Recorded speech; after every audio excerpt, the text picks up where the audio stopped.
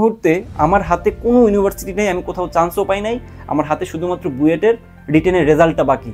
আর আমি আসলে অনেক ইমোশনাল হয়ে গেছিলাম বলতে যায়। আমার আম্মু অনেক কান্না করছিল আমার জন্য, বাট এই মুহূর্তে উনি আমার থেকে নিয়ে সব থেকে বেশি প্রাউড। এই অবস্থানে দাঁড়িয়ে জাস্ট আল্লাহ আল্লাহ করতেছি কী হবে। তারপর একটা দিন কাঙ্ক্ষিত রেজাল্ট আসলো, একদিন রেজাল্ট দেওয়ার পরে দেন দেখলাম যে বুয়েটে। এই ভিডিওটাতে যারা নিজেদেরকে অনেক বেশি হতাশ মনে করতেছে এবং নিজেদেরকে সব থেকে এভারেজ স্টুডেন্ট মনে করে আসতেছে এতদিন, এবং সে বিশ্বাস করে না যে তাকে দিয়ে কিছু সম্ভব, এবং প্রতিনিয়ত সে নিজেকে কম্পেয়ার করে অন্যদের সাথে নিজেকে ছোটো জায়গায় চিন্তা করে আসছে। ফ্যামিলি থেকে শুরু করে আশেপাশের পরিবেশ প্রত্যেকটা জায়গা থেকে সে কোনোভাবেই অ্যাপ্রিসিয়েশন পায় নাই, এবং তার লাইফটা অনেক বেশি প্রবলেমেটিক মনে করতেছে সে, এবং সে তার নিজের প্রতি যে কনফিডেন্ট সেটা একদমই ফিল করে না। এই সকল মানুষজনকে এই ভিডিওটাতে স্বাগতম। আজকের ভিডিওটা অনেকটা আমি বলবো যে আমার সেলিব্রেশন।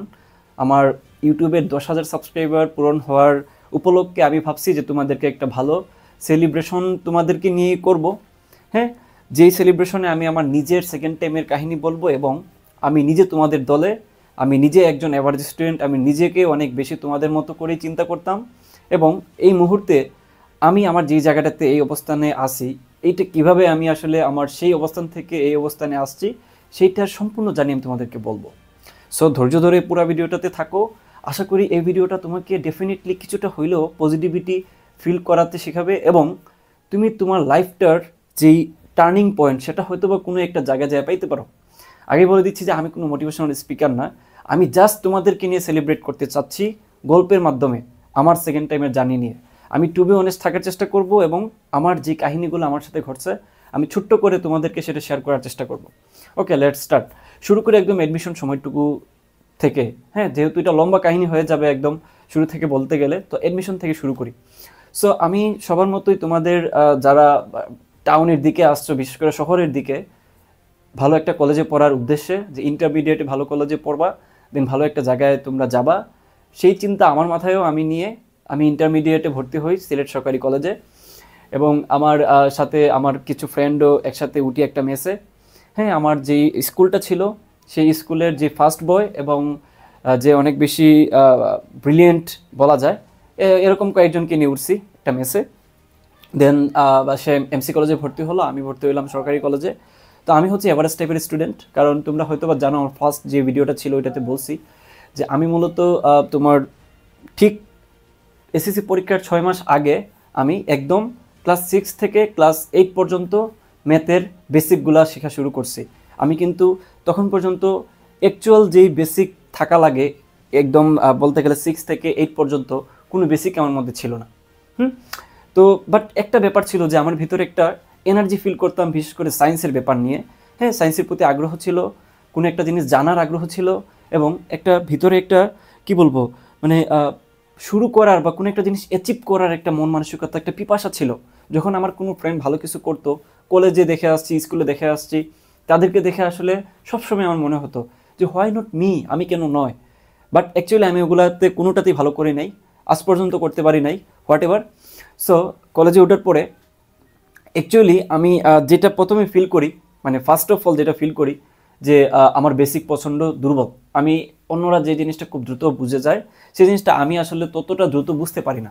সে ফর এক্সাম্পল যে আমাদের ফিজিক্স ক্লাসে প্রথম যে ক্লাসটা ছিল আমাদের কলেজে ক্লাসটা তেমন একটা হতো না, বাট ফার্স্ট যে ক্লাসটা হয়েছিল ফিজিক্সের আমাদের নাসিমা ম্যাম নিয়েছিল।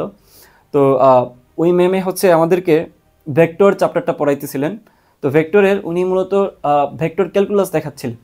তো দেখলাম যে ভেক্টর ক্যালকুলাসের কিছু জিনিস উনি অনেক আগ্রহ নিয়ে বোঝাচ্ছেন, সবাই বুঝে যাচ্ছে, বাট আমি না বুঝতে পারতেছি না। সবাই মাথা নাড়াচ্ছে যে হ্যাঁ ম্যাম, জি ম্যাম, বাট আমি কিচ্ছু বুঝতেছি না, লাইক আমি কিচ্ছু পারি না এমন।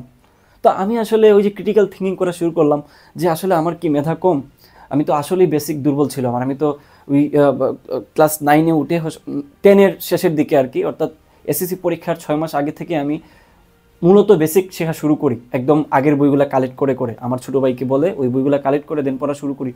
আসলে কি আমার মানে কোনো একটা ঘাটতি থেকে গেছে, নাকি আমার ব্রেনটাই আসলে মানে ওইরকম দুর্বল বলা চলে, এরকম অনেক চিন্তা আসলে মাথার মধ্যে আসতো। বাট আমি আসলে প্রচুর বই টই পড়তাম, হ্যাঁ, সায়েন্স ফিকশন বই পড়তাম। সো ওইগুলো পড়ার পরে যেটা আমি আমি যেটা যে জ্ঞানটা আমার কাজে দিছে আর কি আমার ক্ষেত্রে, যে আমি জানতাম যে আসলে মানুষের ব্রেন আসলে কীভাবে কাজ করে। 100 বিলিয়ন নিউরন আছে মাথার মধ্যে, এটা যদি ভুল না করে থাকি। তো ওইখানে প্রত্যেকটা যেই নিউরন, এই নিউরনটা হচ্ছে একটা একটার সাথে ডেনড্রাইট দিয়ে যুক্ত থাকে, হ্যাঁ, অক্সন নামক যেই তন্তু ওইটা দিয়ে যুক্ত। তো ওইটা মানে যখন আমি ওইটা নিয়ে ঘাটাঘাটি করলাম যে মানুষের হিউম্যান ব্রেন আসলে কীভাবে কাজ করে, মেধা বলতে আসলে কী বোঝায়, তখন দেখলাম যে যে যত বেশি চেষ্টা করে তার নিউরন সেলগুলো তত বেশি একটা একটার সাথে যুক্ত হয়। বাট অল আর ইকুয়াল, কারোর মাথায় কোনো কিছু কম নাই। আমার যেই ফ্রেন্ডটা ভালো করতেছে তার মাথায় যেই নিউরনটা সে ইউজ করতেছে ঠিক সেম পরিমাণে নিউরন আমার মাথায়ও আছে। But what is the wrong, what is the wrong? আমি আসলে রংটা খুঁজে পাচ্ছি না যে কী সমস্যা, আমি বুঝতেছি না তাহলে কেন। তো তখন আসলে আমি অনেক কিছু আবিষ্কার করি নিজের ব্যাপারে, যে এভারেজ স্টুডেন্ট বলো, মেধাবী স্টুডেন্ট বলো, মানে লাইক যত টাইপের স্টুডেন্ট বলো, সবাইকে একটা জায়গায় এসে কিন্তু আটকাইতে হয়, সেটা হলো পরিশ্রম। আমি যদি একটা চ্যাপ্টার পড়াশোনা নাই করি, একটা চ্যাপ্টার সম্পর্কে বোঝার জন্য আমি যদি চেয়ার টেবিলে না বসি, তাহলে আমি কিভাবে এটা শিখবো? একজন মানে কুইক লার্নার বলে একটা কথা আছে, যে কুইক লার্নিং করতে পারে আর আরেকজন হচ্ছে কুইক লার্নিং করতে পারে না। তো তাদের মধ্যে ডিফারেন্সটা কই থেকে আসলো? আমি যেটা মানে সাইন্টিফিক্যালি যেটা দেখছি সেটা হলো যে, মনে করো তোমার যে ফ্রেন্ডটা খুব ভালো করতেছে, তার মানে ধরে নাও তার মেধা বেশি না, সে হচ্ছে তোমার যেই বয়সটাতে তুমি কম পড়ছো তোমার থেকে বেশি ইফোর্ট সে পড়াশোনায় দিচ্ছে, যেটা তুমি দাও নাই। হ্যাঁ, সে ফর এক্সাম্পল আমার যে ফ্রেন্ডটার সাথে আমি উঠছি, সে কিন্তু মারাত্মক লেভেলের মানে ব্রিলিয়েন্ট। সে মানে দেখা যাচ্ছে যে কোনো একটা জিনিস দেখা মাত্র সে মানে ঠাস করে ফেলতো, আর আমরা সারাদিন একটা ম্যাথ নিয়ে পড়ে থাকতাম। বাট সে এটা কীভাবে পারতো? কারণ তার হচ্ছে ছোটোবেলা থেকেই সে ম্যাথমেটিক্সের প্রতি তার আগ্রহ, সে প্রচুর পরিমাণ ম্যাথ করছে এবং পাঠ্য বইয়ের বাইরেও সে প্রচুর ম্যাথমেটিক্সের বই কিনে ম্যাথমেটিক্স করছে। তার আব্বু ছিল বিএসসি, সো ম্যাথমেটিক্স সে ওইখান থেকেও খুব হেল্প পাইছে। তার মানে সে তার নিউরনগুলোকে ইউজ করছে ম্যাথমেটিক্সে, তুমি যেই বয়সটাতে তোমার নিউরনগুলোকে ইউজ করো নাই। তার মানে এটাই আসলে মেইন ফ্যাক্টর, যে সে পরিশ্রম করছে আর আগে থেকে, আর তুমি এখন থেকে শুরু করছো। তার মানে এই না যে তুমি তার মতো করে কুইক লার্নিং করতে পারো, কারণ তার ব্রেন সেলগুলো কিন্তু আগে থেকেই ওই ধরনের জিনিসগুলো জানে। সে ফর এক্সাম্পল তোমাকে যদি আমি এই মুহূর্তে একটা আরবিক বই নিয়ে এসে বলি যে তুমি এই আরবিগুলো পড়ো, হ্যাঁ, যে আরবি হরফগুলো আছে তুমি এটা পড়ো, তুমি মনে করো যে মুসলিম ধর্মী না, তাহলে তুমি কি এই আরবের যে হরফগুলো আছে কিংবা যে লাইনটা আছে সেটাকে পড়তে পারবা? কিন্তু আমরা মুসলিম যারা আছে তারা কিন্তু সুন্দর মতো পড়ে ফেলতে পারবো, বিকজ আমরা অনেক ছোটোবেলা থেকে এগুলো পড়ে আসছি। এটার ক্ষেত্রেও সেম, আমরা একটু একটু পড়ছি, সে ডিপে যায় পড়ছে, সে ওটাতে বেশি সময় দিছে। এখন এসে যদি তুমি কম্পেয়ার করো যে এই মুহূর্তে সে কম পরিশ্রম করতেছে বাট তুমি তার থেকে বেশি সময় দিচ্ছ, তারপরও কেন হচ্ছে না, এটা আসলে বর্তমান জিনিসটাকে রিয়েলাইজ করে তুমি বলতে পারো না, বিকজ সে আগে পড়ছে। তার মানে আমরা এটা প্রুফ করতে পারলাম যে মেধা কম বেশি বলতে কিছু নাই, মেধা কম বেশি বলতে কিছু নেই, ব্যাপারটা আমি তখন বুঝতে পারছি। আচ্ছা, ওকে, এই জিনিসটা বোঝার পরে আমি চেষ্টা করলাম ওকে লেটস ডু ইট। আমি এখন কিভাবে আসলে ওই আমার নিউরনগুলোকে কাজে লাগাতে পারি এটা নিয়ে থিঙ্ক করা শুরু করলাম। But life is not easy, এটা হচ্ছে কম্পিটিশনের জায়গা। ইন্টারমিডিয়েট লাইফ হচ্ছে পুরোটাই কম্পিটিটিভ একটা ব্যাপার। এখানে তোমার আসলে বসে বসে থিঙ্ক করা কিংবা বসে বসে নিজেকে জাজ করা, নিজেকে ভাঙা গড়ার টাইম করতে করতে দেখবা পরীক্ষা চলে আসছে, টেস্ট পরীক্ষা চলে আসছে। আমি টেস্ট পরীক্ষা 3 সাবজেক্টে মনে হয় ফেল ছিলাম, এরকম একটা অবস্থা ছিল। তো এই যে সময়গুলো আমি পার করে আসছি, আমি নিজেকে সর্বোচ্চ পরিমাণ এভারেজ স্টুডেন্ট ভাবতাম, যে আমি আসলে সবার থেকে অনেক কম বুঝি, সবার থেকে অনেক কম জিনিস জানি, আমার কুইক লার্নিংয়ের ব্যাপারটা একদমই নাই। এই ব্যাপারটা ছিল আমার মধ্যে, আমি অনেকভাবে বুঝতে পারছি সেটা। একটা উদাহরণ দিই, আমি এবং আমার ওই ফ্রেন্ড ডিসাইড করলাম যে একটা টিচারের কাছে আমরা পড়বো, হ্যাঁ, ইন্টারমিডিয়েটে থাকতে। তো উনি ছিলেন হচ্ছে সাস্টের একটা বড় ভাই, সিএসসিতে পড়তেন। তো উনি আইসা আমাদেরকে ম্যাথ ফিজিক্স পড়াইতো, হ্যাঁ, আমাদের বাদন ভাই, নামটাই বলে দিলাম, ওনার সাথে মাঝে মধ্যে কথা হয়। তো বাদন ভাই আসলে দেখলাম যে যেই ধরনের ম্যাথ করাচ্ছেন উনি, আমার যে ফ্রেন্ডের সাথে আমি বসে পড়তেছি সে ঠাস করে পড়তেছে, মানে ঠাস করে এগুলো সলভ করে দিতেছে, বাট আমি পারতেছি না। হ্যাঁ, একটা ম্যাথ ওই দেখা যাচ্ছে যে ওই ভাইয়ে অনেক সুন্দর করে অনেক ডিপে যায় বোঝাচ্ছে, আর আমি হচ্ছে বেসিকটাতে আটকায় আছি যে জিনিসটা কীভাবে হয়েছে, আর সে বেসিকের থেকে আরও ডিপে যে সে ওই জিনিসগুলো রিভিল করতেছে, আর আমি ওই বেসিকে আটকায় আছি। এই হচ্ছে ব্যাপার। তো এই জিনিসগুলো আসলে আমাকে অনেক বেশি আসলে প্যারা দিতে শুরু করলো, যে হায় তাহলে আমার কি হবে, এত স্বপ্ন নিয়ে আসলাম, এত কষ্ট করে আসলাম, মিডল ক্লাস ফ্যামিলি থেকে বিলং করি আমি, হ্যাঁ, তো এত স্বপ্ন নিয়ে আসলাম, তাইলে আমি কি পিছিয়ে যাব, আমি কি আসলেই কিছুই করতে পারবো না, আমি কি আসলেই অনেকের থেকে অনেক বেশি কম ডিজার্ভ করি, আমি পরিশ্রম করতে রাজি বাট আমি কেন পারতেছি না। এই জায়গাতে একটা জিনিস বলি, ইন্টারমিডিয়েট লাইফে আমি যখন প্রথমবার যা তোমার মেসে উঠছি, আমার মনে হয় না যে কোনো একটা সিঙ্গেল ডে আছে যে আমি নষ্ট করছি, মানে পড়াশোনা করি নাই। এমনও হয়েছে যে আমি একদম ফজরের রক্তে নামাজ পড়ে তারপর ঘুমাইছি। এই এই এই এই এই জিনিসটা কমন ছিল আমার ক্ষেত্রে। আমি প্রচুর পড়ছি, মানে এমন হয় নাই যে আমি তোমার পড়াশোনা রেখে অন্য কোথাও গেছি, কোনো একটা জায়গায় আড্ডা দিতে গেছি বা কোনো একটা জায়গায় তোমার সময় নষ্ট করতেছি, এটা কখনোই হয় নাই। শুধুমাত্র বইয়ের ক্ষেত্রে, হ্যাঁ আউট বই আমি অনেক বেশি পড়তাম তখনও, লাইব্রেরিতে যায়, সিলেট লাইব্রেরিতে, কেন্দ্রীয় লাইব্রেরি যেটা ছিল। বাট এই বাকি সময়টুকু কিন্তু আমি পড়াশোনার মধ্যেই ছিলাম। হ্যাঁ, তো এত বেশি পড়ার কারণে যেটা হইতো যে আশেপাশের মানুষজন মানে কম্পেয়ার করতো বেশি, তাই না? আমাদের সমাজ বা সোসাইটিটা যেমন, ওরা কম্পেয়ার করে বলতো যে তোর ফ্রেন্ড তো একদমই পড়ে না, সে অনেক ভালো রেজাল্ট করে, তুই সারাদিন পরেও পারতেছিস না। এই জিনিসগুলো না, তখন বয়স কম ছিল, ইমেচিউর ছিলাম, কেউ কিছু বললে আসলে ভিতরে হিট করতো সেটা। তো আমারও হিট করতো, যে যেই ম্যাচটাতে ছিলাম আমি, অনেক বেশি হিট করতো আমাকে। আমার অনেক বেশি খারাপ লাগতো এই জিনিসগুলো, যে আসলে চেষ্টাও করতেছি, পারতেছিও না, আবার মানুষজন কথাও শোনাচ্ছে। ওইদিকে আমার আম্মু বাসায় বসে চিন্তা করতেছে যে আমাকে নিয়ে অনেক টেনশন, যে আমার কি হবে। কারণ বড় ছেলে আমি, আমারকে দিয়েই অনেক কিছু। দেখো, আমাদের বাংলাদেশে বিশেষ করে বাপ মা, মানে বাপ মার সবচেয়ে বড় স্বপ্ন থাকে যে তার বড় ছেলে কিছু একটা করবে। তার উপরে যদি তোমার ফ্যামিলিতে বাবা মারা যায়, তখন পুরো ফোকাসটাই চলে আসে তোমার উপরে, যে বড় ছেলে। তো যেহেতু আমি রেসপন্সিবিলিটি নিয়ে ওই সময় ছিলাম, অনেক বেশি আমার দায়িত্ব ছিল সেই জায়গাটাতে, পড়াশোনাটাকে হ্যান্ডেল করা। এইদিকে আমি একদম কি বলবো, যে কুপ আপ করতে পারতেছিলাম না। সবাই পারতেছে, সব কিছু বুঝতেছে, বাট আমি না বুঝতেছি না বা পারতেছি না, এরকম একটা অবস্থা। তো এরকম হচ্ছে বাট আমার কাছে মনে হলো যে এরকম আসলে চলতে দেওয়া যায় না। আমি যে জায়গায় পড়াশোনা করতেছি, এই জায়গাটাতে মানুষজন অনেক বেশি কথা শোনাচ্ছে। তারপর আমি দেখতেছি আমার যে ফ্রেন্ডটা, সে পড়াশোনা করতেছে না, সারাদিন চিল থাকে, তারপর অনেক বেশি ভালো রেজাল্ট করে। বাট আমি তো করতেছি না। তো এখন আমি কি করব? এখন জানি না আমার ভিতরে কি কাজ করে তখন। মানে আমি অ্যাকচুয়ালি বুঝি না এই জিনিসগুলো, হয়তো বা এগুলা কোনো একটা অদ্ভুত বা কোনো একটা অলৌকিক কোনো কিছু একটা হয়তো বা কাজ করে। মানুষের হিউম্যান যে থিঙ্কগুলো হচ্ছে critical, whatever. By the way, আমি তখনই হচ্ছে মানে থিঙ্ক করলাম যে আমি ম্যাথটা ছেড়ে দিব। ম্যাথ ছেড়ে দেওয়ার আরেকটা রিজন হচ্ছে কি, যে সরকারি কলেজ এবং এমসি কলেজ কিন্তু কাছাকাছি, তাই না? একটার কিন্তু প্রায় ধরো 1 মিনিট হাঁটলেই কিন্তু একটাতে চলে যাওয়া যায়। অনেক সময় দেখা যায় যে অনেক সরকারি কলেজের পোলাপান এমসি কলেজে যায় ক্লাসও করতে পারে, এত কাছাকাছি। তো ওই সময়টাতে যে টিসির যে সময়টা আসে, এই সময়টা কিন্তু অনেক বেশি ফেমাস একটা সময়। কেন জানো? কারণ এই যে সরকারি কলেজের পোলাপান, এরা একটা হিউজ অ্যামাউন্টের পোলাপান কিন্তু টিসি নিয়ে এমসি কলেজে চলে যায়। কেন?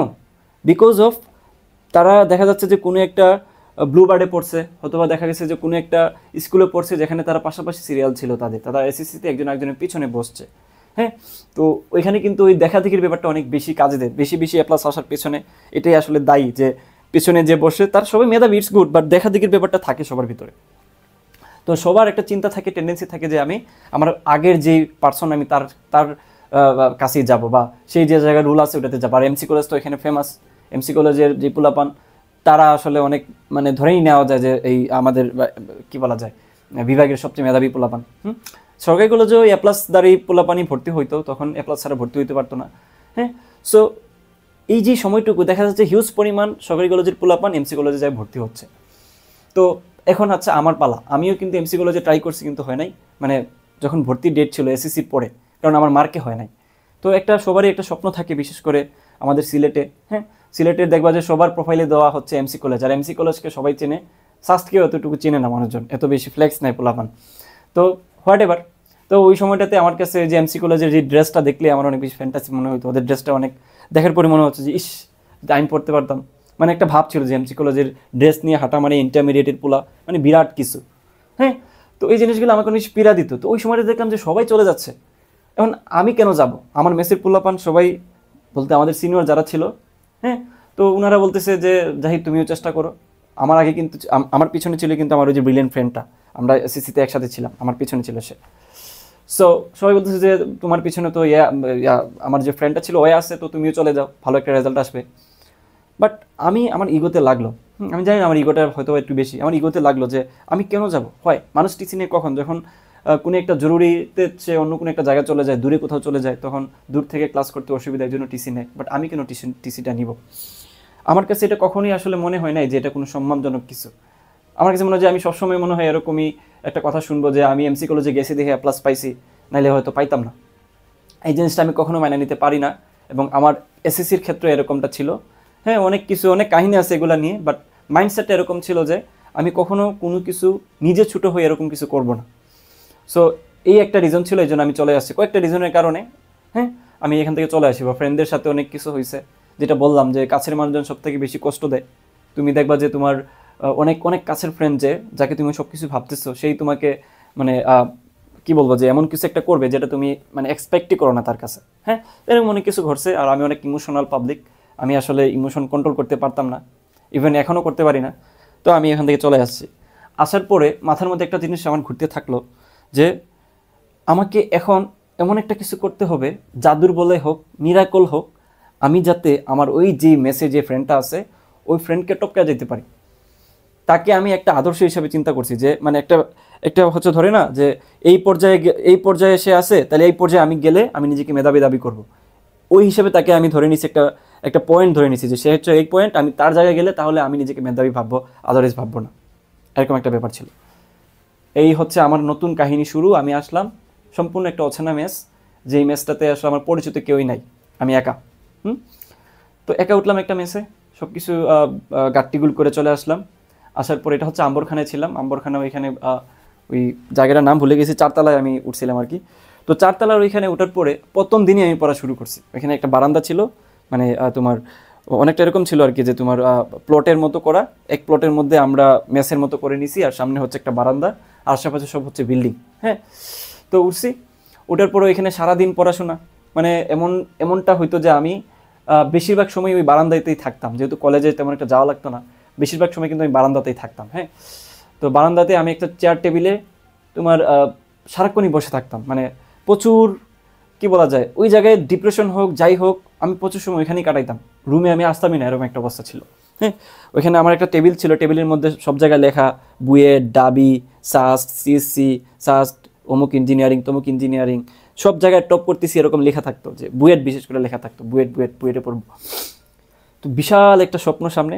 হ্যাঁ, আর আমি জিরো। জিরো বলা যায় না, কারণ আমি তো কিচ্ছু পারি না, কিচ্ছু জানি না। আমি আর ফ্রেন্ডদের সাথেই আমি নিজেকে কম্পেয়ার করলে আমি নিজেকে অনেক বেশি ছোটো মনে হয়। আমাকে মনে হয় যে আমি মনে হয় দুনিয়ার সব থেকে কম মেধাবী, কারণ আমি একটা জিনিস কান্না করতাম প্রচুর। হ্যাঁ, একটা জিনিস বলে দিই, ছেলে মানুষ তাও মেয়েদের মতো প্রচুর কান্না করতাম, কারণ চেষ্টা করে না পারার কারণে আসলে অনেক বেশি খারাপ লাগতো। মানে এই খারাপটা আসলে বোঝানো সম্ভব না। অনেক বেশি চেষ্টা করার পরেও যখন কোনো কিছু না পারি, তখন আসলে এটা কেমন ফিলিংস হয় তোমরা এটা বেটার জানবা, যারা সেকেন্ড টাইম আসো ভালো বিশেষ করে। আচ্ছা, যাই হোক, মাঝখানে কিন্তু অনেক কাহিনী আছে ভাই, মানে অনেক টার্নিং পয়েন্ট ছিল। আমি এগুলো হয়তো এক ভিডিওতে বলতে পারবো না, বাট আমাকে এটা ক্ষমা সুন্দর দৃষ্টিতে দেখবা যারাই শুনতেছো আমাকে। আমি আমার কোর পয়েন্ট যেগুলো বলতেছি, যাতে করে তোমার লাইফে কিছুটা হলেও ইমপ্রুভমেন্ট আসে।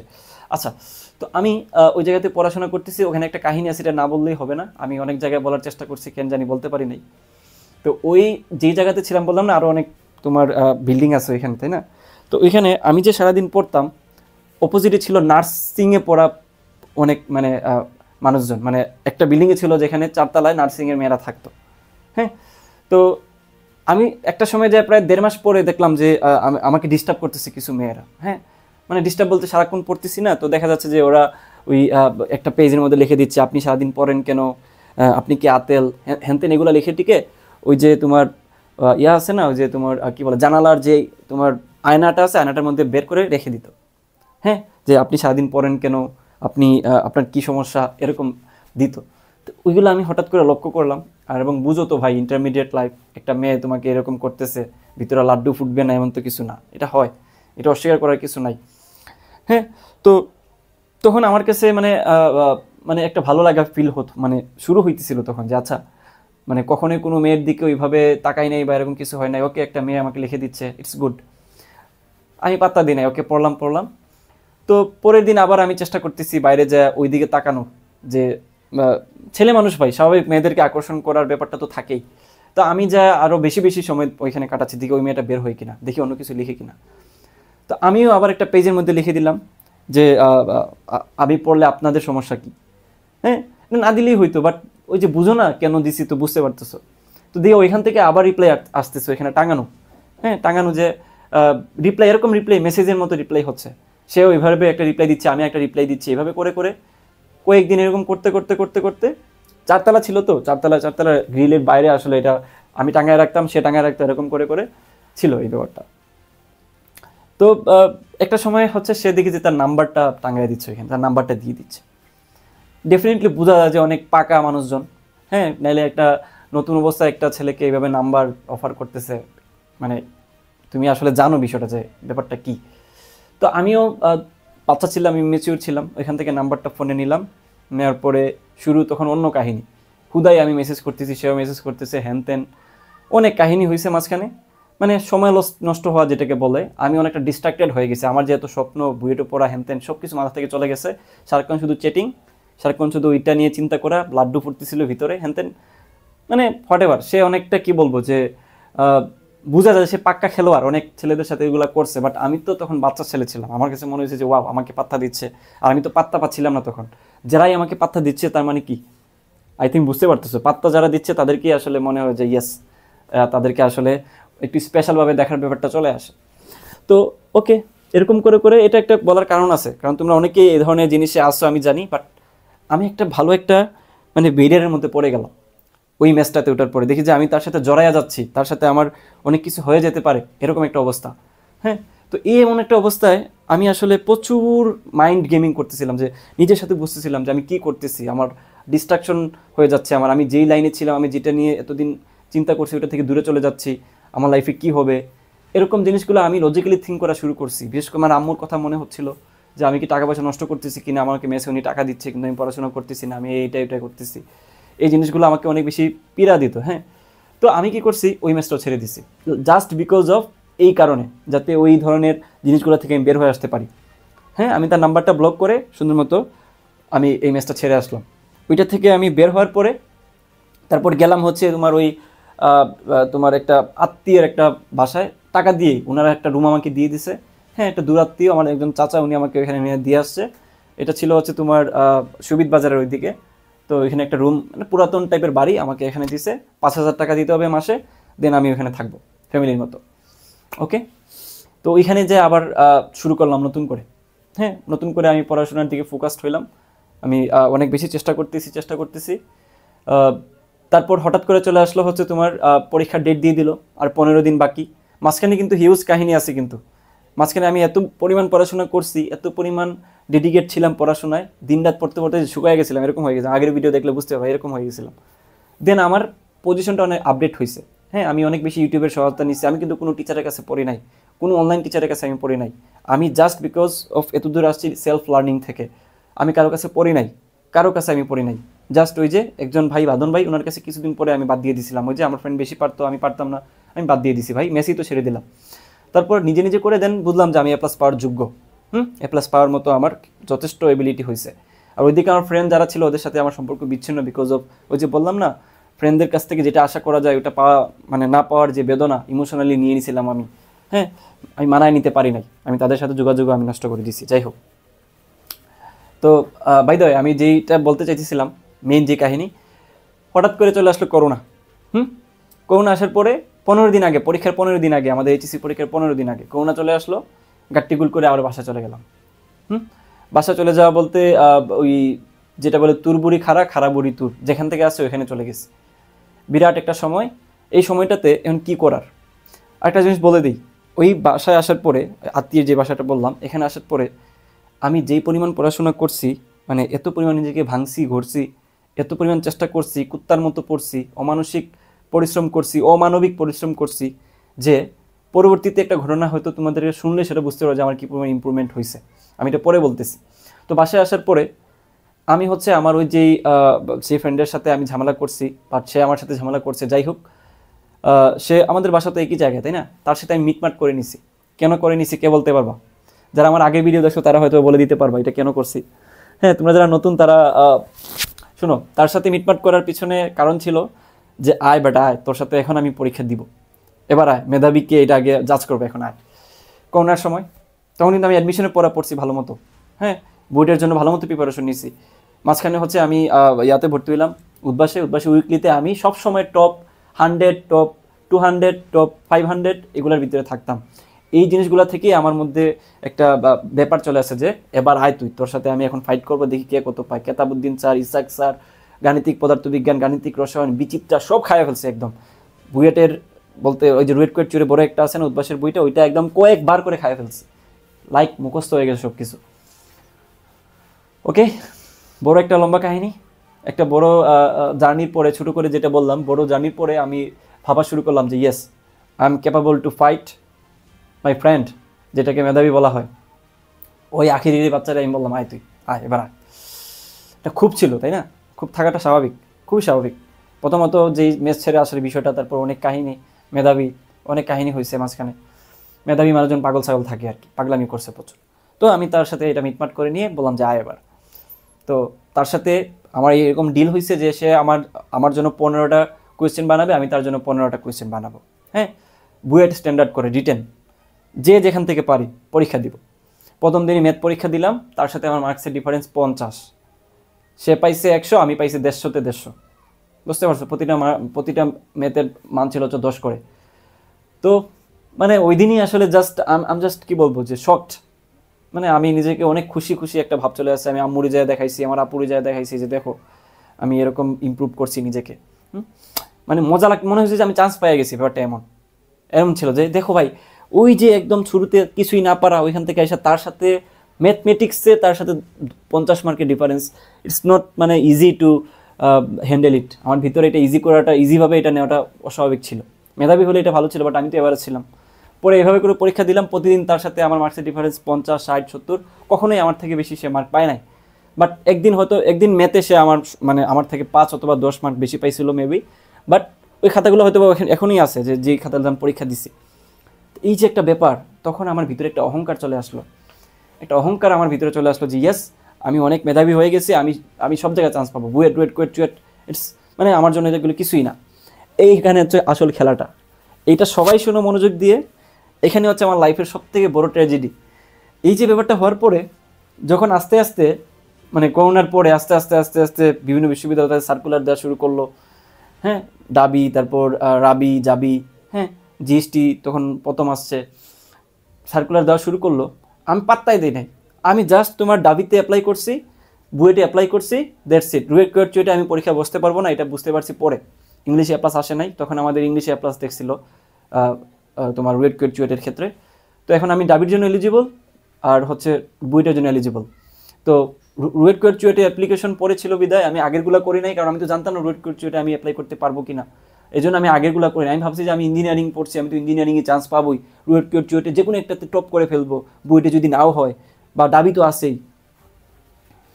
আর কোথাও অ্যাপ্লাই করি নাই। এটা অনেকটা কি বলবো যে অহংকার দায়ী, অনেকটা ইনফরমেশন দায়ী, অনেকটা মেন্টরিংয়ের দায়ী বলবো। কেউ আমাকে বুঝায় না এই সময়টাতে সবগুলোতে পরীক্ষা দেওয়া উচিত, কারণ উই নেভার নো যে আমাদের লাইফে কী আছে। তো কেউ বুঝায় নাই তখন। ওকে, না বোঝানোর কারণে যেটা হয়েছে যে আমি অনেক ইউনিভার্সিটিতে অ্যাপ্লাই করি নাই, শুধুমাত্র দাবিতে, বুয়েটে আর চুয়েটে অ্যাপ্লাই করতে পারিনি। তখন এটা পরে বুঝছি যায়। তো আমার হাতে অপশন কী আছে বলো, দাবি, বুয়েট। আর জিএসটিতে আমাকে একজন ভর্তি করে দিয়েছিল। হ্যাঁ, জিএসটিতে আমাকে জোর করে আমার কেউ একজন, মনে নাই তার কথা, হ্যাঁ আমার একটা ফ্রেন্ড, সরকারি কলেজের ফ্রেন্ড, সে আমাকে মনে করে দিয়ে ওইটাতে একদিন মেসেঞ্জারে বলতেছে যে অ্যাপ্লাই করছিস কি না। তখন আমি অ্যাপ্লাই করছি। মানে গুনি না এগুলোকে জিএসটি কোনো ভার্সিটিকে গুনি না, এরকম একটা ভাব। আর সাস্টে আমি চান্স পাবো কিনা এটা নিয়ে সন্দেহ ছিল, কারণ সাস্টের কোয়েশ্চেন অনেক কঠিন, বা সাস্টে অনেক আলাদা প্রিপারেশন, এরকম ছিল ব্যাপারটা।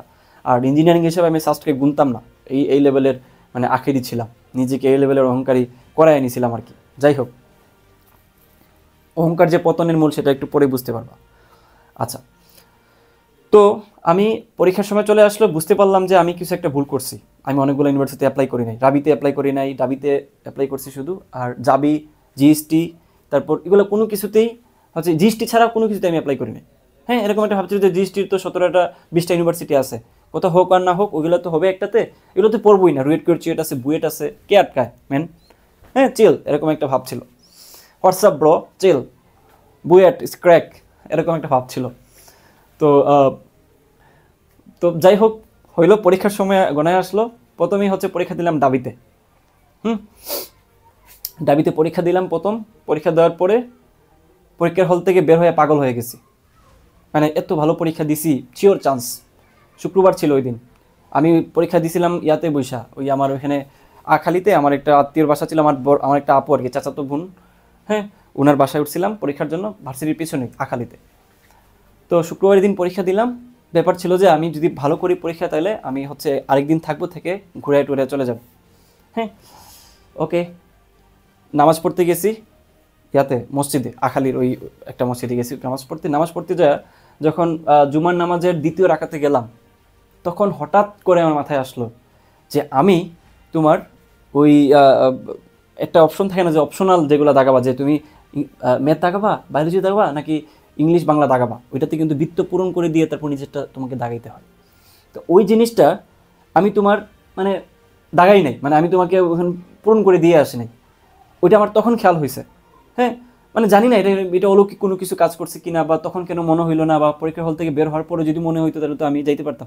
আমার লিটারালি মানে আমি জাস্ট কী বলবো, মাথায় আমার আসেই নাই, জাস্ট ওই নামাজ পড়ার অবস্থায় আমার এই জিনিসটা হলো। তো এখানে আমার ভিতরে যে আমি কবে আমি নামাজ ছেড়ে চলে যাবো, দূর দিব এমন একটা অবস্থা, নামাজ শেষ হচ্ছে না, আরও দীর্ঘায়িত হচ্ছে, শুক্রবার নামাজ একটু দেরি হয়, আমার ভিতরে কাঁপা শুরু হয়েছে, আমার দুনিয়া উলটপালট হয়ে গেছে যে কী হলো এটা।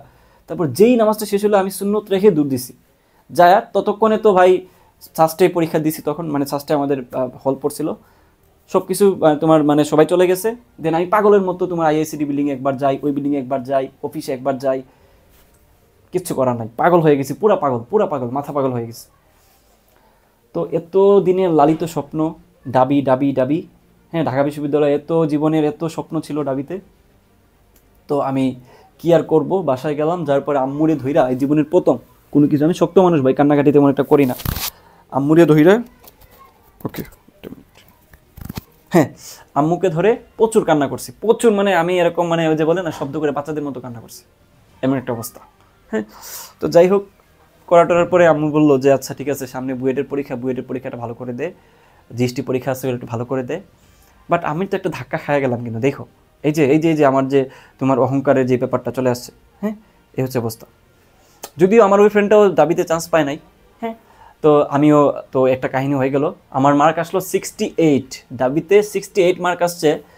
ওই বছর 70-তে ফিজিক্স পাইছে, আর আমি 68 পাইছি, ম্যাথে জিরো।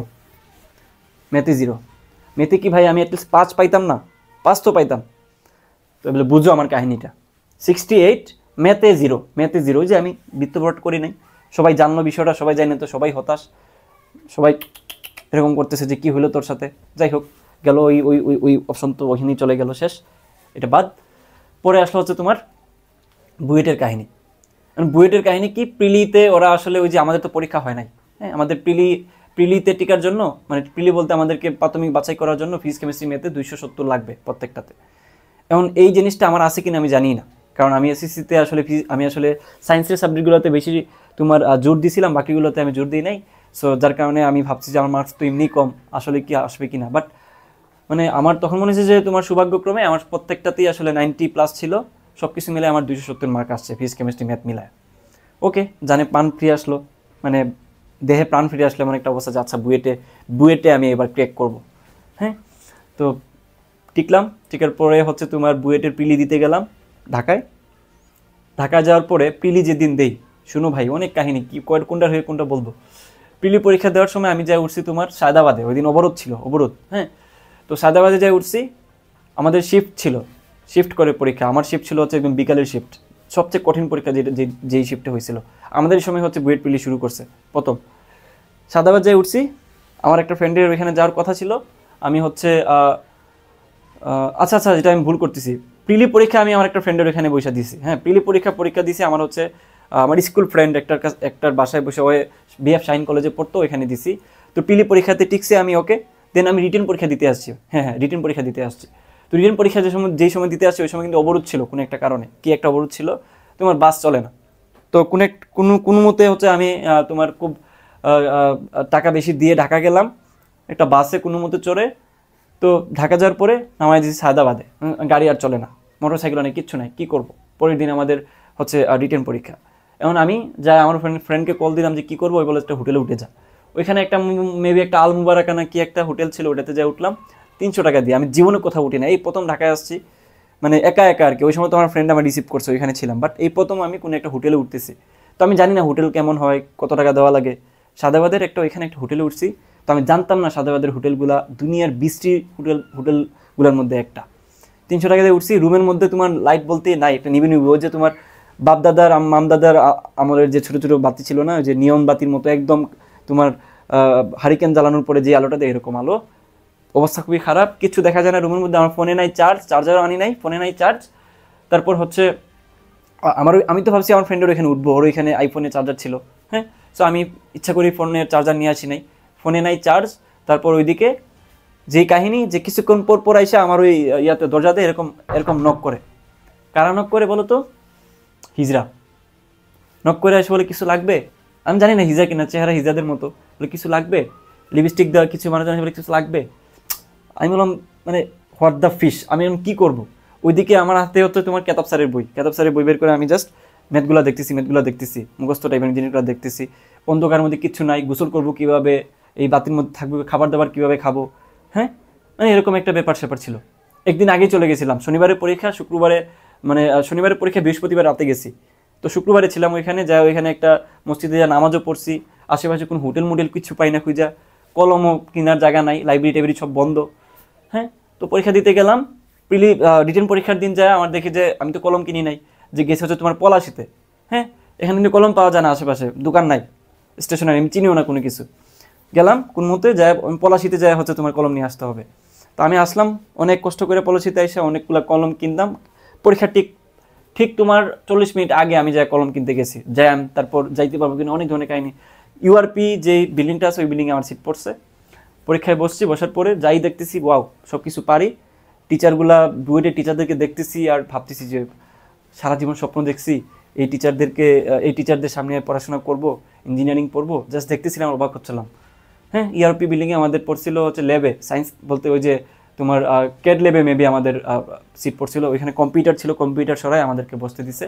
তো একজন টিচার এসে বলতেছে যে তোমরা সবাই মেধাবী, কারণ তোমরা সবাই পিলিতে টিকছো, এখন আমাদের ক্যাপাসিটি নাই দেখে তোমাদেরকে আমরা নিতে পারবো না, সবাইকে আমরা 1000 জনকে নিতে পারবো।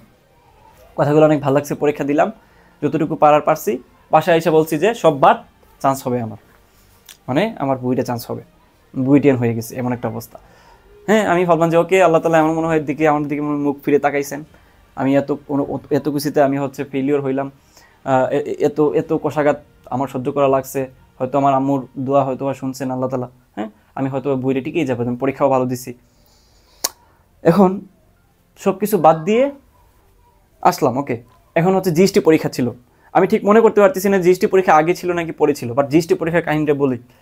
জিএসটি পরীক্ষা আমি গুনি নাই, তাই না? পরীক্ষা দিতে গেলাম, আমাদের সময় জিএসটি পরীক্ষা হার্ড ছিল অনেক। পরীক্ষা দিলাম, পরীক্ষা দিয়ে পাইছি কত জানো? 39.25, 39.25, তুমি সঠিক শুনছো। এবং ম্যাথে পাইছি 1.25 জিএসটিতে। তাহলে আমার হাতে কি ডাবি নাই, জিএসটি নাই। 39.25 দিয়ে আমি জিএসটি কোন ইউনিভার্সিটিতে অ্যাপ্লাই করার যোগ্যতা নাই আমার। হাতে কি থাকলো বলো তো? হাতে শুধুমাত্র থাকলো বুয়েট, নাইলে আমি একদম বেকার হয়ে বসে থাকবো। জাস্ট থিঙ্ক অ্যাবাউট দ্যাট, যে আমি কোন লেভেল থেকে কোন লেভেলে আসার পরে এই মুহূর্তে আমার হাতে কোনো ইউনিভার্সিটি নেই, আমি কোথাও চান্সও পাই নাই, আমার হাতে শুধুমাত্র বুয়েটের রিটেনের রেজাল্টটা বাকি। ওইটার রেজাল্টের উপরে আমার জীবনে অনেক কিছু নির্ভর করতেছে, হ্যাঁ। এই অবস্থানে দাঁড়িয়ে জাস্ট আল্লাহ করতেছি কী হবে।